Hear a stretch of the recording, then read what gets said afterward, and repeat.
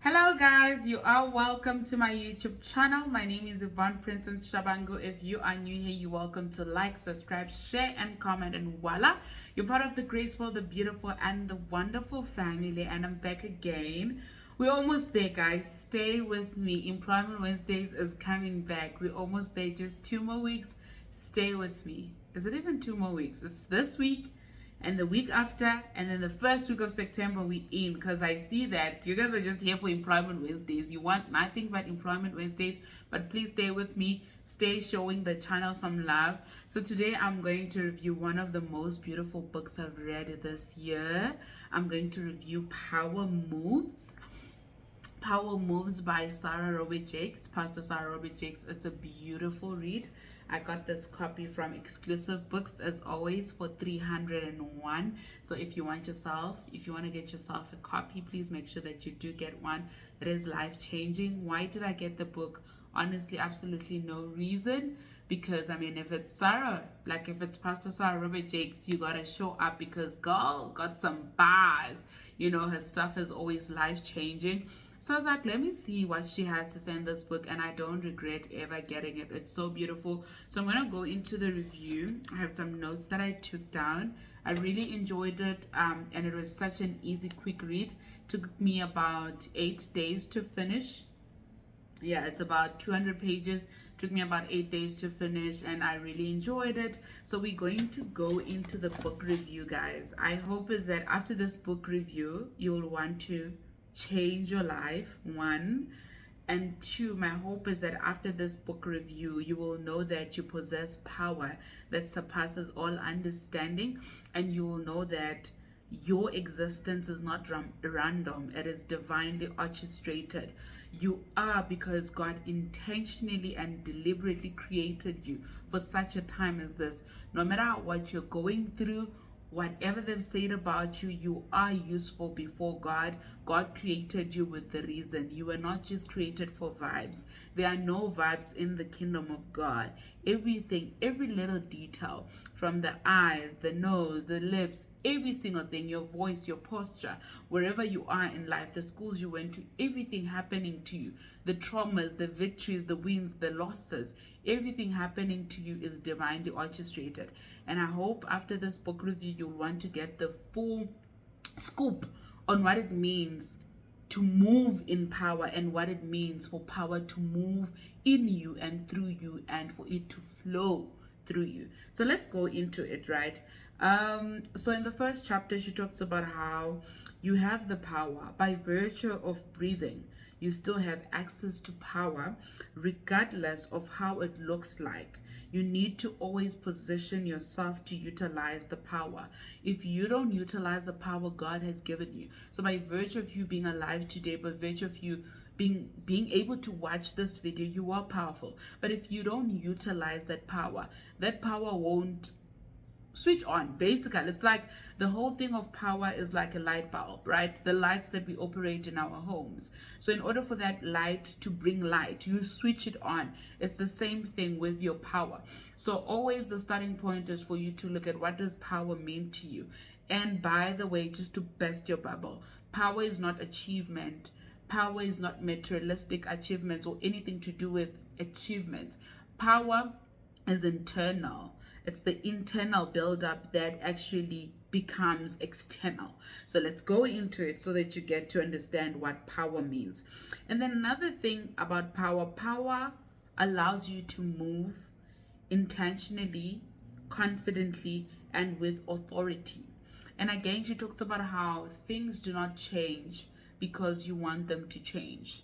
Things change because you change. Things change because you maneuver each season that you're in for what it is. Basically, you see the season, you're down and out, you see it for what it is, and you take that moment and say, here I am in this pain, in this disappointment.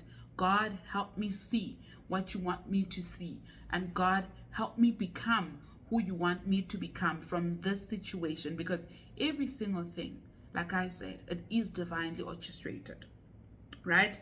And then she talks about when you get disconnected from your power, you don't get any warning to say your power is disconnecting. And half the time, Our power is disconnected by things done to us or the things that we do to ourselves.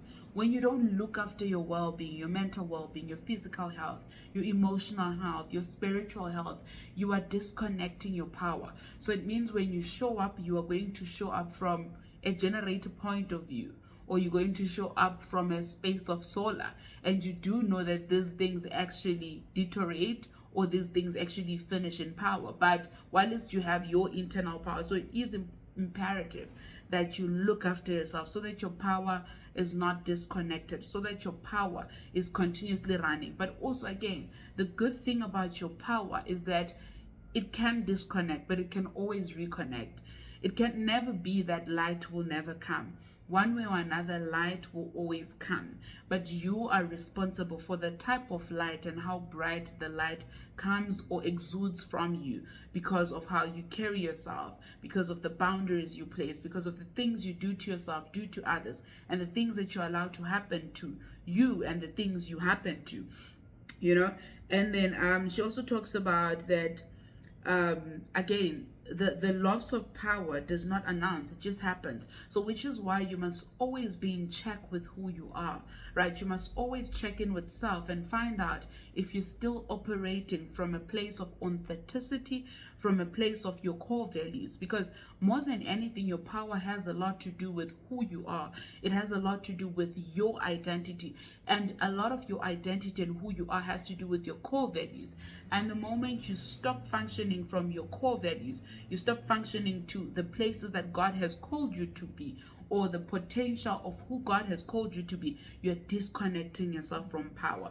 And the moment you allow certain things to happen to you, you allow certain boundaries to be crossed over, you're losing your power. But those moments don't announce. We can only identify them if we always take time to check in how we are doing, where we are, and what's happening in us.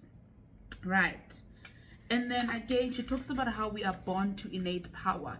And I love the analogy that she uses as a newborn. She talks about how we possess power from as early as we are born or we are conceived. When you think about it, when a newborn baby enters a family, they are in control. You sleep when they want.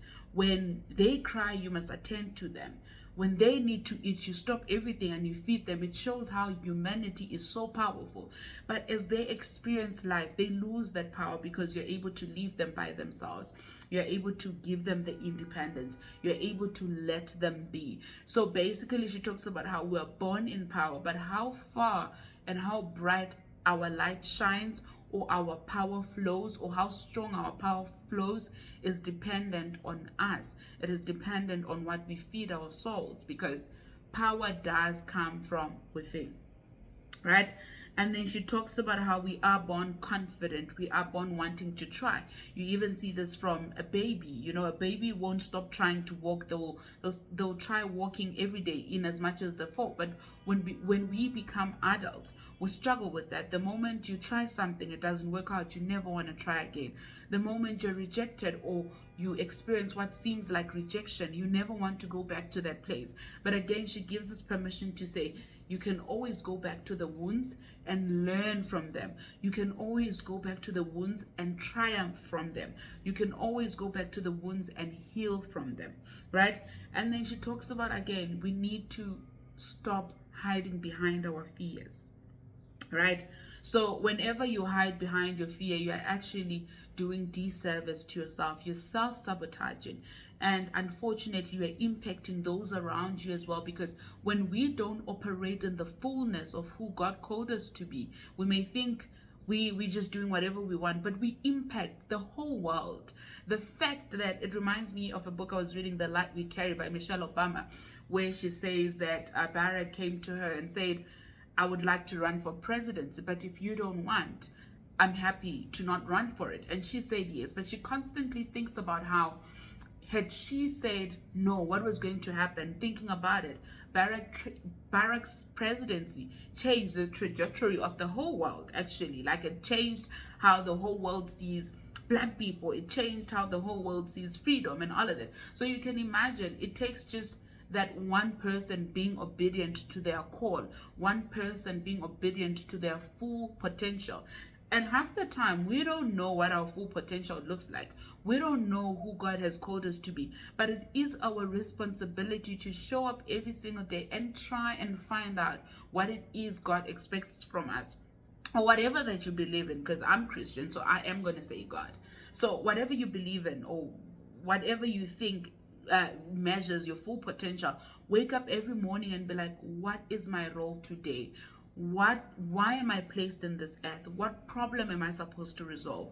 Whose destiny am I supposed to unlock? Because when we don't operate from a place of fullness, or when we don't operate in our full potential, full capability, we are delaying others, we are impacting others. So every time you think about quitting something God has called you to, where you know that God is in it, where you know that God has called you to this particular thing, but you are quitting, or you don't want to go into it because of fear of rejection, fear of people syndrome, and fear of all of these things, just always remember that somebody else's life is at stake because of that decision you're making. And unfortunately, whether we want to admit it or not, we are all connected. A choice that I make today affects people that come after me, those that are in my family and those that are not in the family. The fact that today you took a time to do a certain thing, to make a certain decision, it does impact other people. The fact that I'm actually putting this video up, it impacts somebody else's life. So you get what I mean. So it's always important to understand that we're all connected, and we must always strive and fight to holistically look at our lives, to holistically chase our dreams, to holistically understand what God is. Actually, sometimes you don't even need to understand, to be willing to carry out the assignment that God has called us to be to. Because when we don't carry out assignment, we risk the whole world. Like, imagine if Michelle Obama said, no, dude, Barack, you're not going to run for presidency. We just had children. And you know what? We're planning a family. We're planning this and that. It's demanding. It would have just turned the whole world upside down. You get what I mean? So always remember that your existence is divinely orchestrated. And because your existence is divinely orchestrated, you matter. Your choices are matter. Your talents, your abilities, do not hide them. Do not let fear overpower who God has called you to be. Do not let fear make you forget that greater is He that is in you than he that is in the world.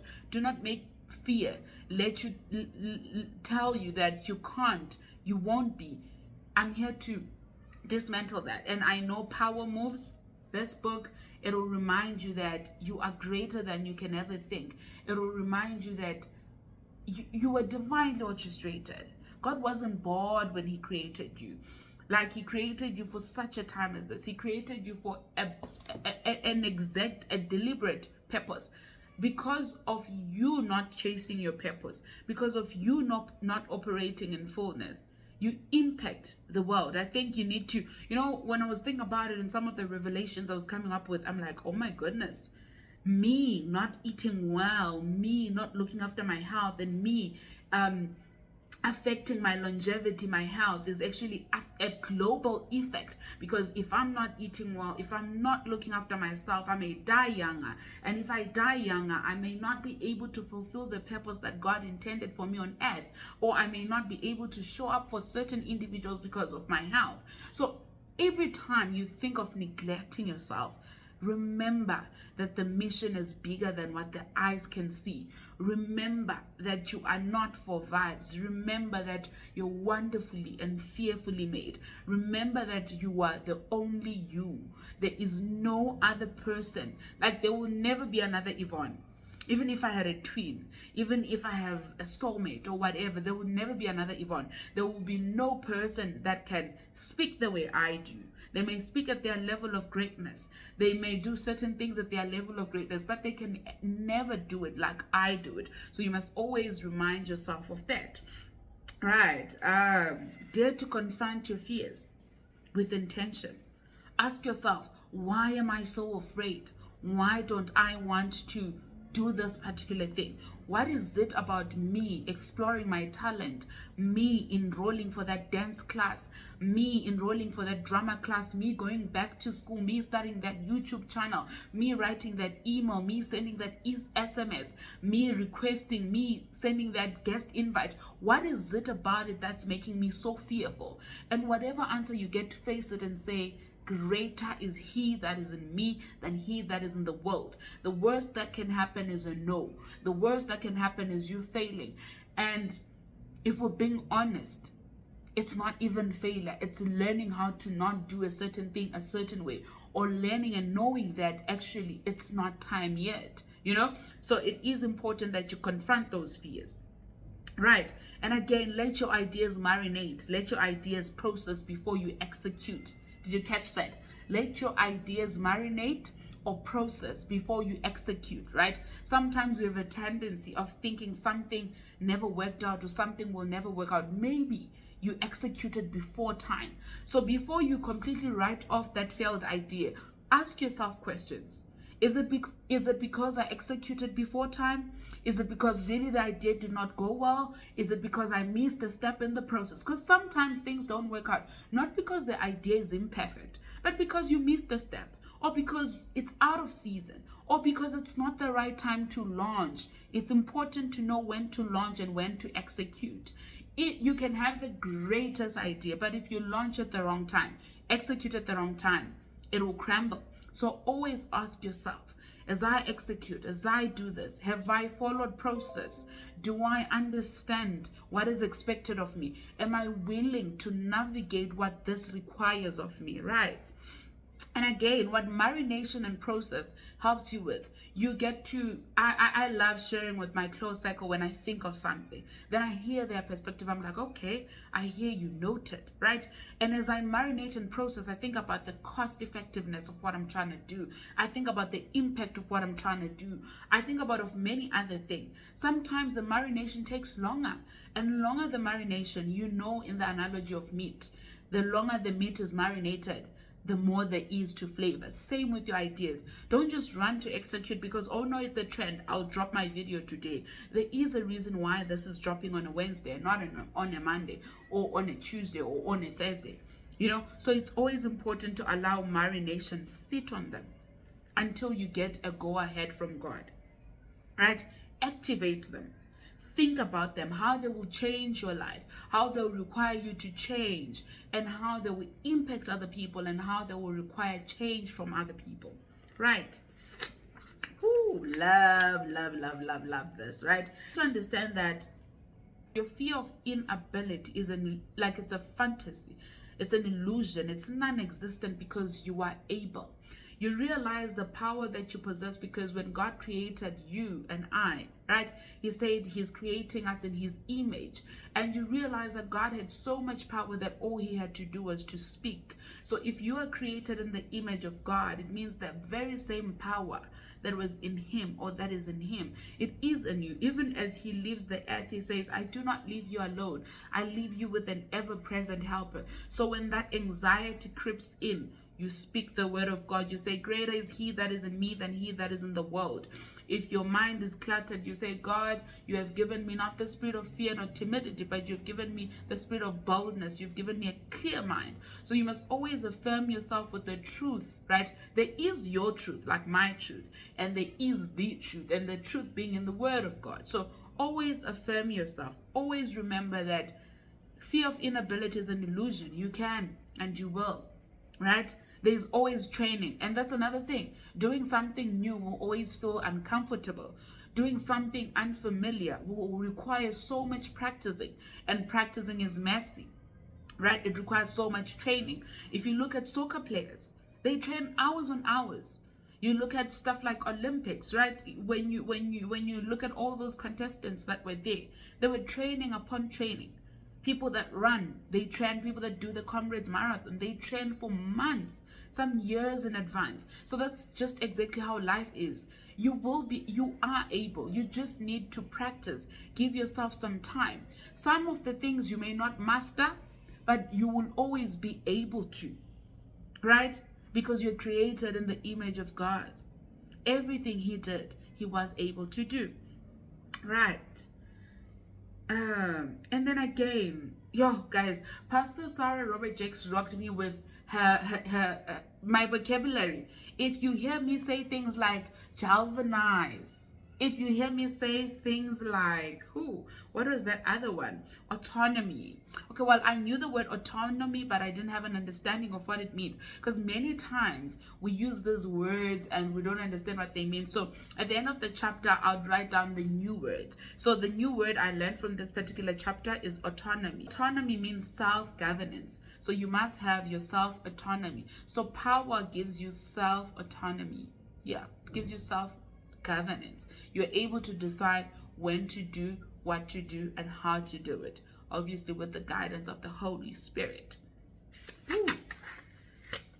And then she talks about how our power strength is not all the same across every area of our life.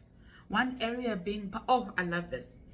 Our power strength is not all the same across every area of our life, right? One area of our life being powerless shouldn't stop you from acknowledging or exercising and enjoying and embracing the power in other areas of your life. So maybe at work you're crumbling, but honey, if your relationship, your friendships, your family dynamics, your salary is good, enjoy that. Don't let your terrible experience in your career at that particular moment impact your whole life, that you can't enjoy the other areas of your life where you have strength, the other areas of your life where the light is so bright. You always have to make sure, you need to understand that it will never be the same throughout. Some years, certain areas will be so filled with strength, so powerful, right? But some years, some areas will be on zero, and you need to just embrace that and fill those zeros up, but also not negating nor neglecting the understanding that you're still powerful in other areas, and that's something to be grateful for, right?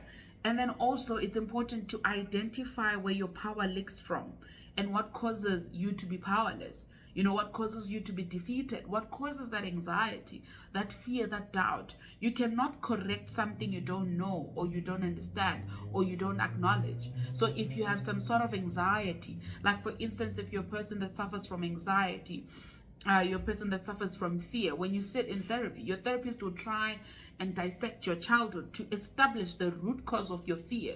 So it's exactly the same with the power that God has given you. If you see yourself lacking confidence in a place you used to be confident, you need to then pinpoint to say, what is causing this lack of confidence? Is it because I'm comparing myself? Is it because I haven't been practicing? Is it because I've lost the love?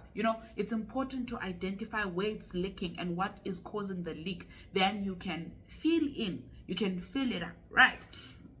It's pointless having power if you're not going to retain it. So you need to understand that having the power means you must have the ability to keep the power. So in order for you to keep the power, you must know what causes certain leaks in your life.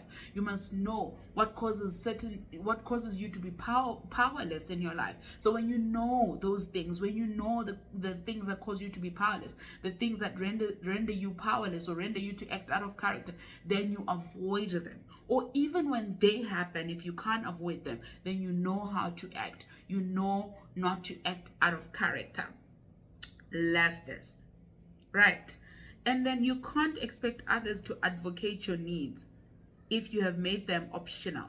Be willing to disappoint others to make yourself happy. That's another thing. We struggle with that a lot. It's important that you understand that you're responsible for you. So your happiness, that's on you. Your joy, that's on you. Your spiritual wellness, that's on you. Your physical wellness, that's on you. Your emotional wellness, that's on you. Mental wellness, financial wellness, social wellness, all of those things, you are responsible for that. Unfortunately, society tells us that people owe us things. Society tells us we must hold other people accountable but ourselves, right?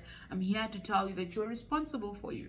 So whatever choice you make in the name of trying to please the next person, understand that if it is making you unhappy, you are only doing disservice and sabotage to yourself, unfortunately. Right. And then also it's important that you understand that the power moves, right? There is power moves, as in you're making moves that are so powerful, but also there is power as in power moves. It moves from one area to another, and it also flows from one person to another. So when we are full, we also have capacity and ability to pour into other people or to light up other people, right? And then again, I love how she uses the Bible a lot. So, and that's the thing about Pastor Sarah Robert Jakes, right? If you do not if you've been struggling to study the Bible, buy all her books. So she refers a lot to the Bible, and she gives those beautiful analogies that help you understand better what she's talking about. And also they force you to go and study that particular chapter in the Bible on your own as well for better and clearer understanding, right? So she talks about how it's important to understand that before you move in power, you have to walk with power, right? The same way the disciples, before they could even walk in power, they first walked with Jesus. They had to observe. That's how sometimes we get power. We get power by observing. And then once we observe, we learn. And then after learning, we sort of go back to what we know and amplify. So we don't imitate. We amplify what we know from observation. You get? So, and then she talks about how we should give people grace, right? It's imperative to give people grace. It's imperative to allow people to change. And she talks about if you're surrounded by people that don't want you to change, then there's a problem with those people, because people that don't want you to change, then they're saying you shouldn't grow, because as you grow, you change. Unfortunately or fortunately, you will change, right? And then she talks about also again how we need to move our focus from I cannot to I can, to finding ways that render us capable, to finding ways that spark that thing that makes us capable, right? And then the new words in this chapter, guys. Pastor Sarah Robert Jakes was onto something with my vocabulary, okay? So I saw a new word, ventriloquist. Oh yes, there's ventriloquist, which is the ability to make your voice appear to come from elsewhere, e.g. a dummy. So when you can mimic, you can mimic, the puppets and stuff. That's a ventriloquist, And then etymology is the history of a word, so where the word originates from. So she does use a lot of terms that she found in the Greek analogy, then she actually interprets them. And then galvanize, or you can say galvanize, depending on the English edition you're using. So I'll go for galvanize, which is to shock or excite into action. So Employment Wednesdays will be back to galvanize your career strategies, to shock you or excite you into planning your career. You get? And then she talks about, again, we need to stop overconsumption. Guys, it's a thing. We overconsume a lot, hey? It's really wild, because all of us, I'm guilty of it too. The first thing you do in the morning is scrolling. That's overconsumption. And what that thing does, it impacts how creative we are. It impacts our creative ability. It impacts our thinking capacity. Because before we even make our own analogy, our analogy is influenced or impacted by what we've seen on social media. So it's always important to set core values and be aware that they will change over time depending on the season that we're in. So set up core values, and each season your core values change. In one season, the only thing that matters to you maybe is your studies. It's important that you pass. So your main core values is making sure that you're studying, you're researching. In another era, your core value can just be improving your work ethic at work. In another era, your core value could just be living a slow life. It could just be making time for your family. In another era, it's just nothing takes priority besides your health, your physical health, emotional health, mental wellness or mental health, right? And then she dissects core values into different categories. She says they are staple values. These are non-negotiable, where I say I am a child of God, right? Non-negotiable. I'm Christian. before everything, right? That's a non-negotiable, that's a staple, it never changes. Every season, good, bad, I remain a child of God, right? And then you also have situational values, like an example I had made, depending on what's happening in our lives. Maybe you're still in school, so it's much more important that you study as opposed to being at social gatherings. Maybe because you're still new at work, you're an intern, you're trying to grasp information, it's much more important that you focus on improving your work ethic as opposed to reading a novel. So it's always important that you understand which core values are you supposed to be on at that particular time. And guess what? You have freedom to always reevaluate, to always check in with yourself, right? And then when you have core values, or when you know what your core values are, it impacts how you show up. It helps you show up in a better posture, right? And then she talks about, again, how it's imperative to implement systems that make our core values attainable. You've set those values. So you have a mission. You want to be this, and then you've set the values that align with the mission, and then now you must place systems that make those core values attainable, right? So I'll give you a typical example. Because I'm a child of God, I must nurture my relationship with God. For this value to be attainable and for my relationship with God to be healthy, I have to wake up earlier than everybody else so that I can have enough time to study the Word of God, so that I can have enough time to pray. Again, because one of my main core values right now is my physical health and my overall health. So I have to wake up earlier than everybody else. After devotion, I need to go to the gym. So, you need to place those systems. So the main system I've placed is waking up before everybody. I'm up at least 4:45, past 5, depending on whether I'm working out from the gym or at home, right? And then also examine the system you have in place to transform you to be the version you would like to be. So these systems also, they change over time, right? So like, for instance, it was winter. I wasn't going to the gym every day. I did not require to wake up at 4:45 every other day. I'd wake up at 4:45 3 times in a week. The other days I'd wake up 5:30, 4:45. You see, there's been a transition in that system, right? So again, she talks about how avoiding pain, avoiding disappointment, and avoiding different opportunities that requires to be vulnerable because of fear, it does not mean we're in control. You're basically saying you don't want to experience your full existence, and that's sad. I'm sad for you, right? And then she talks about how trauma is the architect of our comfort zone. We build a safe space in trauma.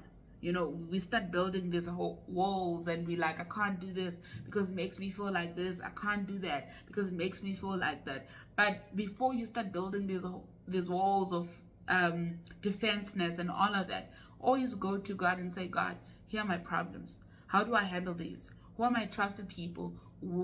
How far can I be vulnerable with these individuals? And give them the wisdom and the knowledge and the courage to be able to hold my hand in this time of need, or hold my hand in this time where I need to be carried, right? But you always need to be vulnerable, because sometimes, and in this generation, a lot of us hide behind trauma.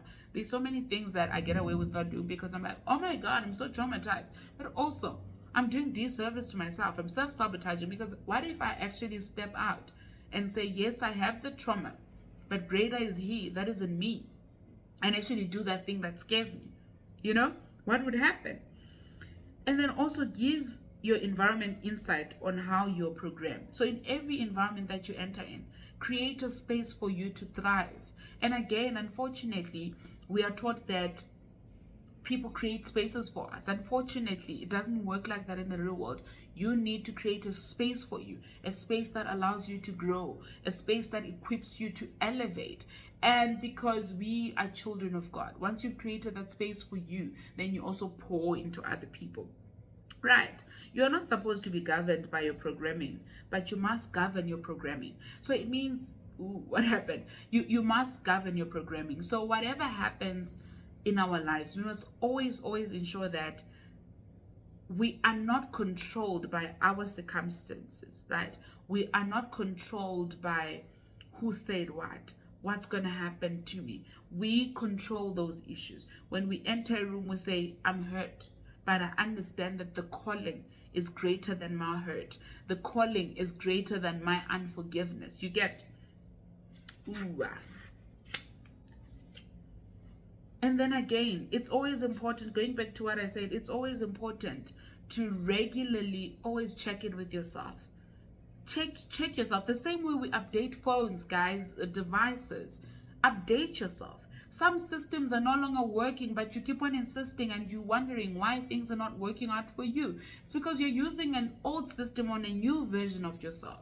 So always check in with your systems. Is this system still working out? And if that system is no longer working out, you are allowed to change the system. You are allowed to update the system.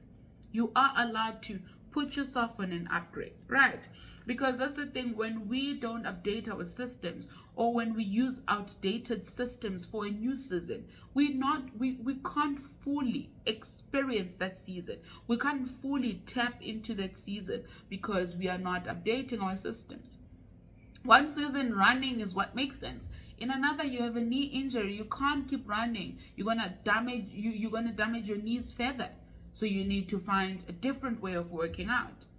Or you need to maybe do more in the kitchen, or instead of running, you walk, So it's always important you find what works. Change the systems when they need to be changed. Don't stick to something because you feel like this is familiar. This is what I was taught. This is all I know. No, be so curious that God is always ahead of you, that he's like, oh, I know this one. She's going to try touch that. Let me go ahead of her and straighten every crooked way.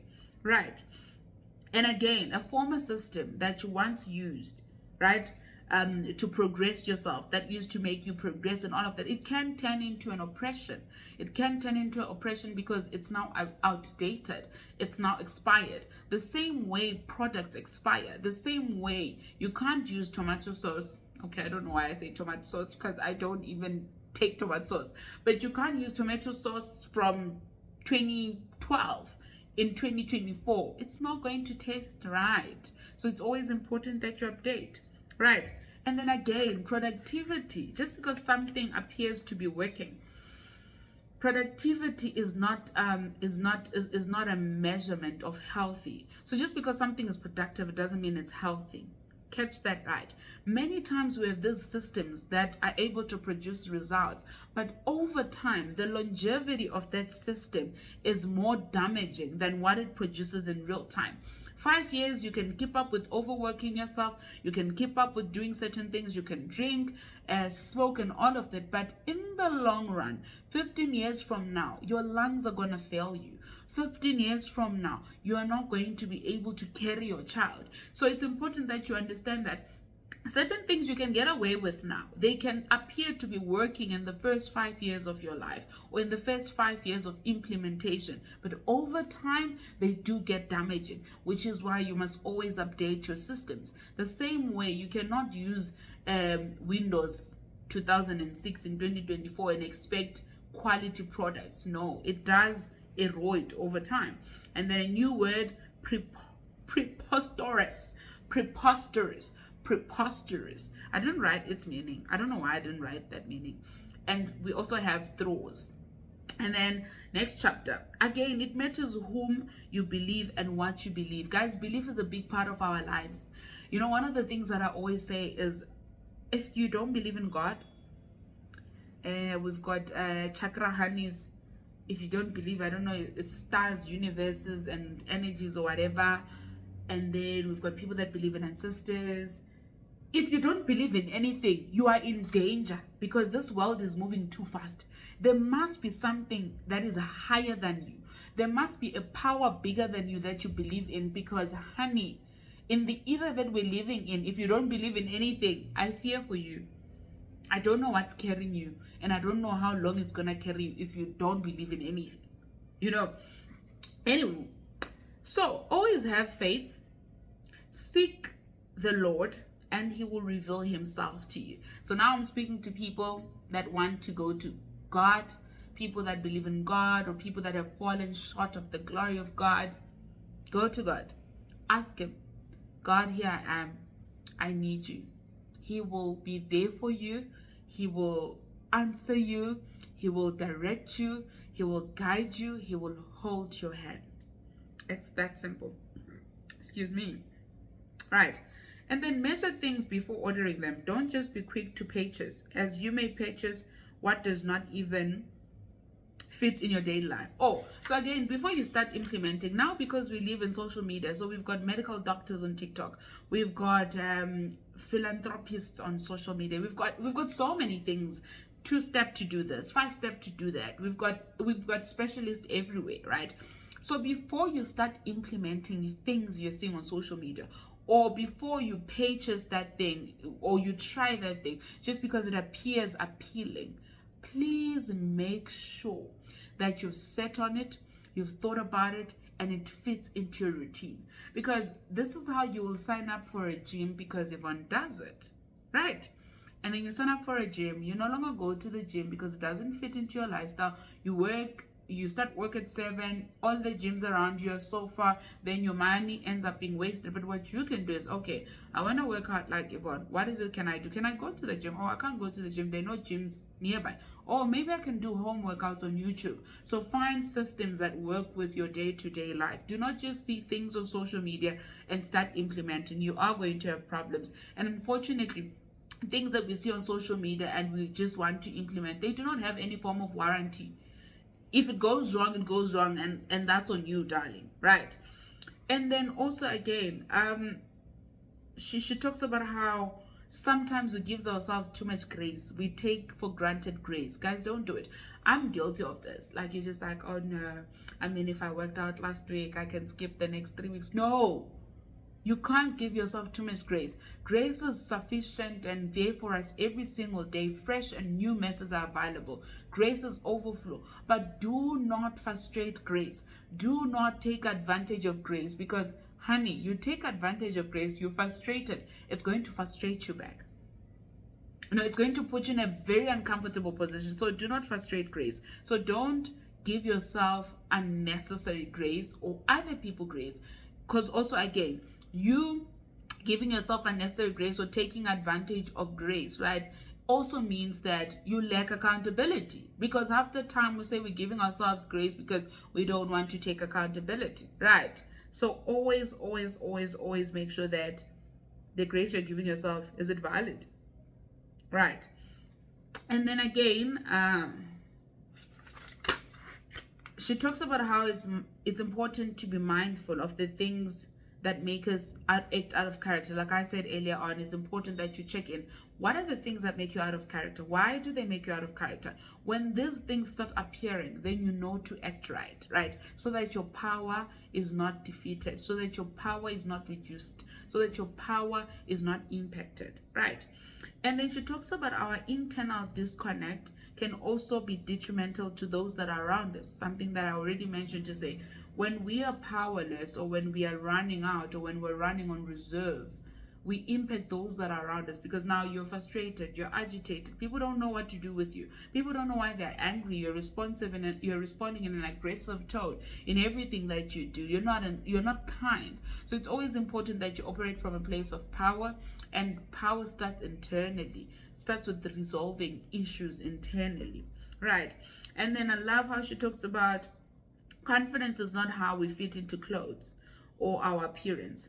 Confidence is trusting that you walk into every room that God sends you, and your personality, you as you are, as your best self, or just yourself, you work. So you were created, tailor-made, deliberately and intentionally created for the room and the places that God is sending you to. So if God sends you to a room that you feel that is bigger than you, God created you deliberately for that room. It works. Your personality works. They're saying you're too loud. I'm telling you, your personality works. There's a reason why God created you like that, right? And then she talks about, it sounds nice or comfortable knowing that you'll stay in the same place with the same people. But sometimes destiny requires us to go into foreign places. These are some of the rooms we think we don't qualify for. These are some of the rooms that make us so scared, and we chicken out, and we operate from a place of fear and all of that. I'm here to reaffirm you. The way you are is created for such a time as this. You see that law school or that degree that is showing your flame, you were created for such a time as that. God knew you were going to go through that. He knew you before he formed you, before you were even conceived. Jeremiah 1:15. I hope it's correct. Yeah, but he knew you before he formed you, right? So then she talks about how also be a problem solver, be a person that comes with solution. Don't just be a complainer. If something bothers you, present it to the table and come up with a solution. It bothers me that you don't do things on time. Okay, I'll help you set the alarm. I'll help you wake up. Be a progressive person. Don't just be a complainer. Like the same way, like I love the analogy she uses, how Jesus and the disciple were in this town, how Jesus multiplied the fish and the manna and all of that. Alternatively, like the disciples could have just been like, oh no, people are hungry, let's abort the mission, let's just go back, everybody must go back home. But Jesus was like, no, bring what you have. What do we have? And he provided solution. You must be that person. Be solution based. Don't let your power go stale, because your power does go stale. The same way our talents. When you're not training, we can see your body. Like, with bodybuilders, right? When they're not training as much, or when they're not lifting as much, or when they're not taking their supplements correctly, it shows in their body. That's how power is. It does go stale if you're not using it, if you're not exercising it, right? And you must always ask God to say, God, what do you want me to see? Who do you want me to be in this season? Right. And then she also talks about how when God gifts us, he enables us. And we have responsibility to ensure that our gifts reach full potential. So the fact that you can sing, it's your responsibility to make sure that those vocals, they win you an award, or those vocals heal somebody out there, or those vocals entertain some people. So God will just give you something, and he puts the responsibility on you to amplify it. Remember the parables of the men that were given each money and all of that? So it's entirely up to you to keep that gift safe, because you're afraid that social media is going to ridicule you. Social media is going to make fun of you. They're going to say you can't read, you can't speak English, you can't do this, you don't look a certain way. If you want to do that, do that. That gift is going stale. That power is going stale. And guess what? When Christ comes, you're going to answer. Even if you don't answer, because some of you are going to say, what if Christ doesn't come? Even if you're not going to answer, guess what? You're depriving yourself of the full experience of life, because you don't know what that gift can do. What if that gift is the thin line between you and generational wealth? What if that gift is the thin line between you and your mother's healing? What if that gift is a thin line between a generational curse and a generational blessing? But we will never know, because you want to conceal that gift. Concealing that power, concealing that gift does not do you good. Preserve it. Like gatekeeping your talents, your power, and things that God has freely given you is disservice to yourself in the world, unfortunately. You think you're doing yourself a favor. You think you're in this safe space.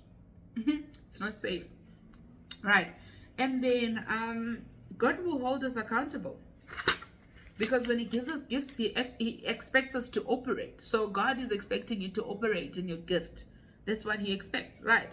And then I love how she talks about how power is not just in our highs, it's also in our lows. We're still powerful. It's not our moments of achievement that make us holistically powerful. It's not when you win that award. Power is still when you get home and you're like, oh my God, my day was bad, and you cry. That's power. Acknowledging what happened and acknowledging how it made you feel. Right. And then you cannot have power by limiting other people. You can't use the next person as a template. You need to uniquely define power according to your roles. Rest is power too. You can set your boundaries with love and respect. So again, power is not a one size fits all. Oh, this is what powerful means for Yvonne. That's what it's going to mean for me. No, it's different for each of us. And again, because we've got different roles in life, we show up for different people for different things. Power is different for all of us. And again, she talks about how we again live in a society where boundaries. As you place those boundaries, be respectful, be kind, be loving, because now we like being mean in the name of I'm placing my boundaries. Place your boundaries in love. Jesus had boundaries, but he didn't go around stepping on people's toes. Right. And then I love how she talks about it's important to make sure that nobody or no circumstance makes you act out of character. It's important that you're always acting according to who God has called you to be. So don't act out of character because people are abusing you or people are being mean to you. No, don't do it. Hey guys, these new words that I was learning here, pronouncing them is dramatic, and I was able to pronounce them in these chapters at the time. Now, okay, so we've got unsituated.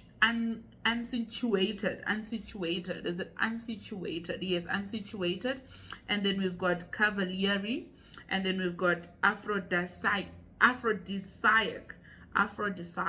So we've got unsituated, and we've got cavalieri, and then we've got aphrodisiac. New words. She was coming for my vocab. Hey, she was up for my vocab. And then you have a choice to let your power be active or dormant. It's actually up to you. And then another new word is cataclysmic. It's cataclysmic. Aye, guys, cataclysmic. I'm not going to tell you the meanings. Go and find that, because this is how you'll start using these words on the everyday vocabulary.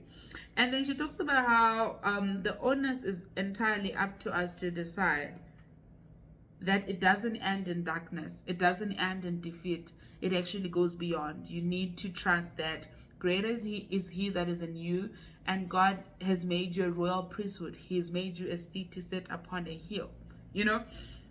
And then she talks about how you are an innovation. You're a completely new thing to the world. You are special. You're unique. So embrace that. You are not like anybody else, right? And also she talks about how it's important, don't just be a complainer or just be vocal about things that are wrong. We see and we know that you know things that are wrong, but what are the things that are right? And these things that are wrong, how do we rectify them? Love that. And then I love how she talks about life is messy. It's a messy job. You get to decide whether you allow it to mess you up, or you actually use those mess ups to help you do better. And then she talks about how your talent, what God has given you, that's your currency. That's your currency. I don't care who says what. If it doesn't work out at work, figure out what your talent is and monetize it, or amplify it, or multiply it. Do something. Don't let fear deprive you of the goodness of every talent and gift that God has given you. And I love, I'm about to finish, right? I'm about to close, right? And then I love this. She says, I love this analogy she came about. She's like, imagine if Jesus had just ticked off the whole thing of dying for us, right? Without going through the process. We wouldn't have the word of God. I imagined it. I'm like, we wouldn't have the word of God. We wouldn't have the template of miracles, right? We wouldn't have a point of reference. But Jesus knew that he was going to crucify. From the very moment he walked the earth, he knew he was going to be crucified. He knew who was going to do what and do this to that. He knew all of those things. He had that information, but he did not ignore process. He did not ignore the journey. He did not ignore the steps. He didn't run to the outcome. So I'm saying to you, don't run to the outcome. Do not ignore process. Do not ignore the journey. Allow the journey to transform you, even though you know the outcome. Don't be so focused to say, oh, I'm finishing at 2 o'clock. Let the day process. Oh, when am I getting done with this workout? No. Let that workout process. Don't skip process. Jesus himself, a divinity, a divine force. He had the opportunity to say, oh no, my Father, you've given me all power above all. I'm just going to go straight to the cross and find people to crucify me. I'm done. But he allowed himself to go through stuff. So you are going to go through stuff. Things are going to happen to you. Things are going to be said about you. But don't let that take your power. I hope you catch it. And then I love how she talks about everything is useful. It doesn't matter what you're going through. It doesn't matter what people think you are. It doesn't matter how you look. You are useful. You are divinely orchestrated. I don't know how many times I've said divinely orchestrated, but you are divinely orchestrated. You are divinely intentionally and deliberately created. And then again, she talks about how it's important to always transfer when we learn, when we master, when we become experts. Let's not gatekeep. Let's pour into other people. Let's find people that we can equip, people that we can elevate, people that we can help go up. She talks about the importance of community. Have community, have people you trust, have people that you go to, have people that you listen to. And then last, before I close, right? I love this analogy. She talks about how our teachers in certain areas are actually students in other areas. So many times we don't want to hear certain things from certain individuals because we're like, oh no, what is she going to tell me? Because I mean, I know better. Maybe I've got 200 million followers. She has 10,000 followers. But what you don't understand, you may be the best at having followers, but maybe that person has wisdom in returning a larger following or having engaged audience. So it's always important to understand teachers in certain areas of our lives are not going to be a template for everything. So allow seasons, allow people, allow things to teach you certain things, because when God gives us teachers, he just doesn't send one size fits all. He will send you a teacher for your physical health. Maybe that headache that you keep on getting is the teacher to teach you to drink more water. In another area, he will send you a different physical teacher, maybe somebody who will come to you and help you practice or whatever the case may be. But always make sure that you allow yourself to experience life to the fullest. I enjoyed Power Moves. Loved it. Absolutely loved it. She's such a powerhouse. I learned so much about power. I learned so much about giving effortlessly, giving freely. I learned so much about walking in confidence, even on days where I don't feel it, because sometimes we interpret confidence as feeling confident every day. But confidence is an exercise. Sometimes you walk into a room feeling confident, but you're actually not confident, and that's just the reality of things. So I hope you enjoyed this review, and I hope it's going to push you to get the book, and I hope you learned something from the book. And God bless you. Do not forget to be love and light, and remember to subscribe, share, comment. And again, Employment Wednesdays is coming back soon. Stay with me. We're a couple of days away. Okay, happy Employment Wednesdays. I know we're on break, but happy Employment Wednesdays. Happy reading. And tell me in the comment section, what are you reading and what would you recommend that I read? Cheers.